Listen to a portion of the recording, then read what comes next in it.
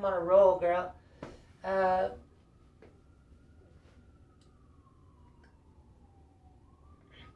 So another basic bitch on planet Earth's opinion about journalism.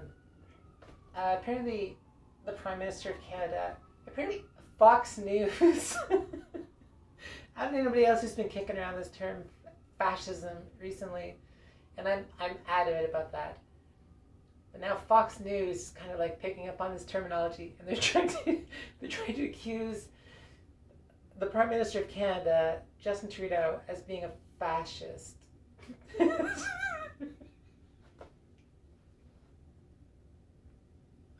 I mean, that's Fox News for you.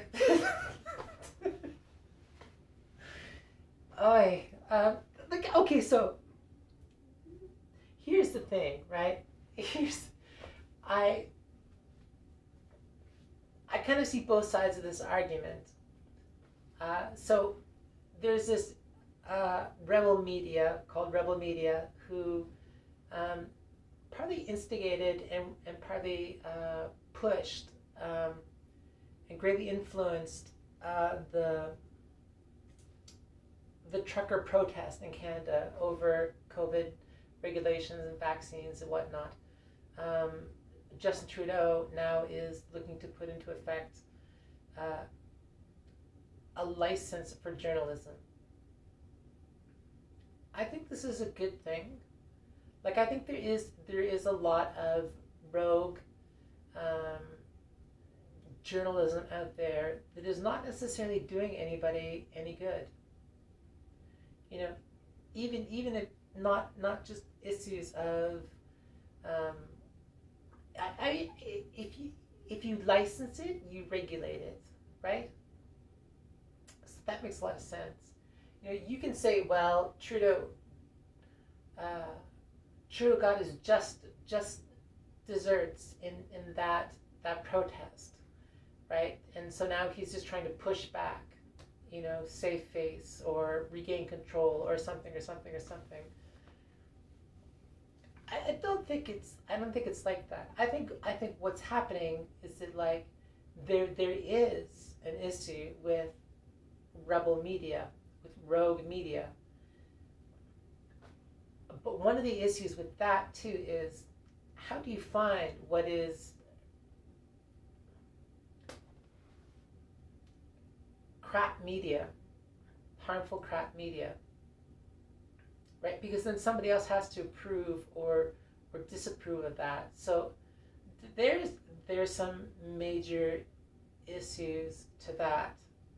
You know, I like one thing that Trudeau talks about is having approved appointed media sources.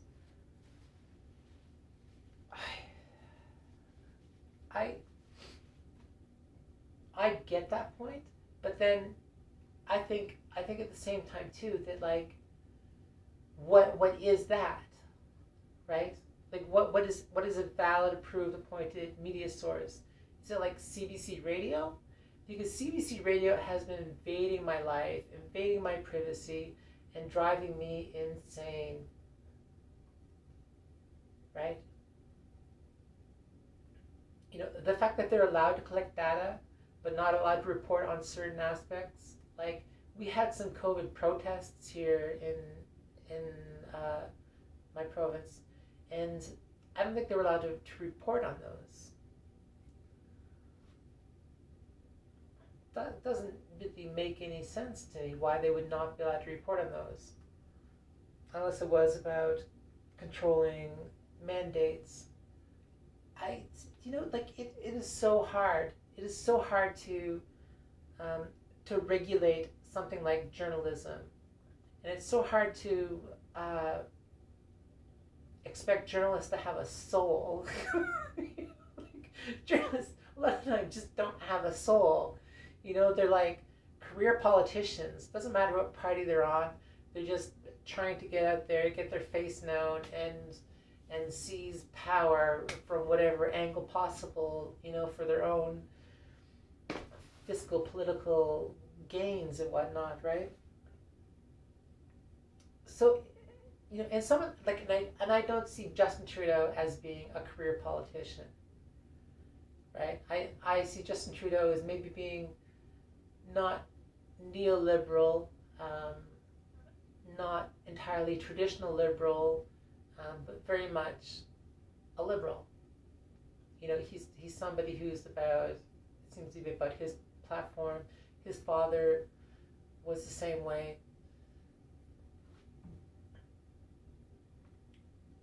But I really feel like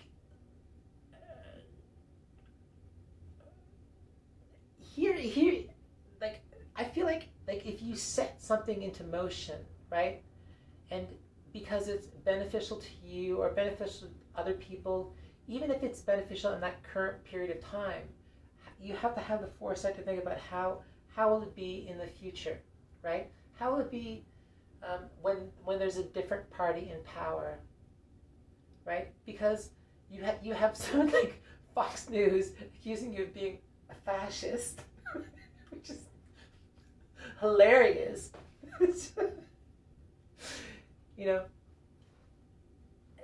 What happens when there is a fascist in power? What happens when there is a fascist in power and that fascist is utilizing something that's been put into motion already? It is like contact tracing, right? We can say that there's beneficial things to contact tracing. Conversely, what happens when it's in somebody else's hands? There's contact traced, right? Like the lack of privacy that goes on nowadays behind the scenes, and our government does make a lot of decisions nowadays that does not involve the public, right? We do not have, I can't remember the last time Canada had a referendum. I can't remember the last time Canada had a referendum. You can't have a referendum on every single little thing, right? Or every single thing, right? But it is just the natural course of government and populace to separate and create a gap, a power gap, right? It is the natural course of it.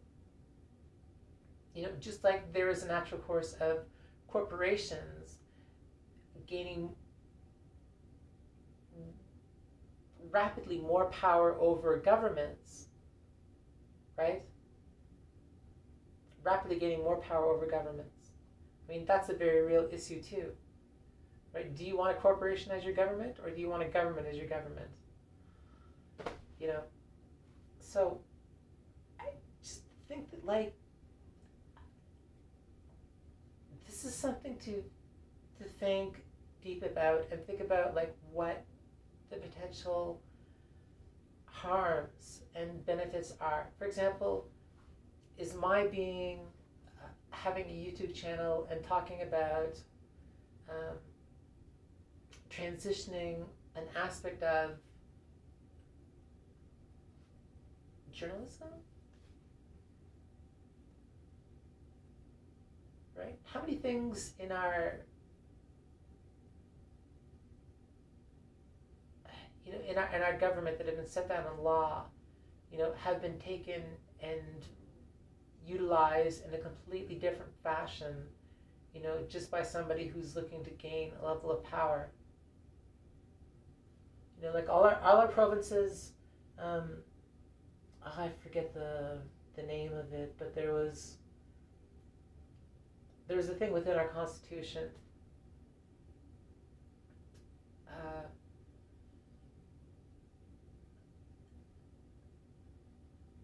that was about federal provincial power, and I think it was the Ontario Conservative government who utilized it to in a backwards way to gain more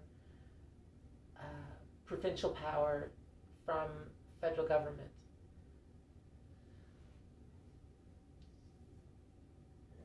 That too can be a recipe for disaster. But that's a prime example of how something was taken and twisted around and utilized, for as a power play. I think this idea of journalism. Journalism is, in essence, by its very nature, a power play. Largely done by people who don't, as Lou Reed says, don't have a soul. Lou Reed hated journalists because he says they don't have a soul.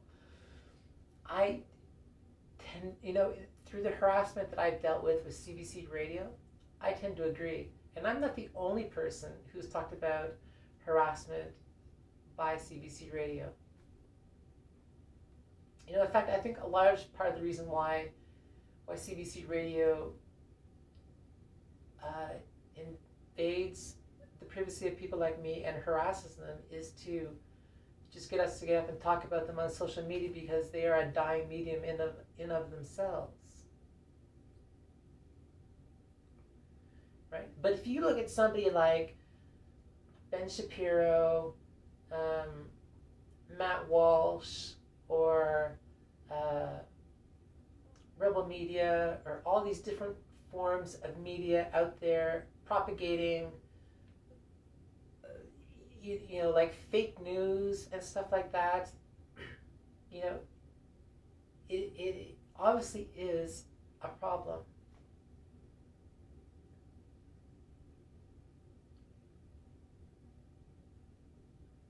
And so I'm not trashing the idea of like, should journalists have licenses? I'm just,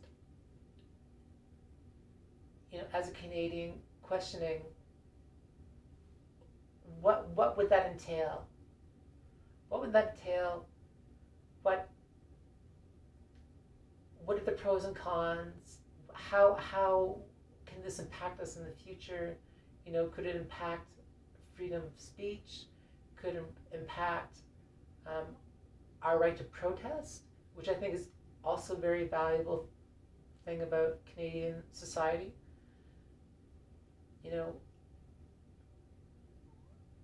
It's like protest in and of itself. Like it is hard to have a peaceful protest in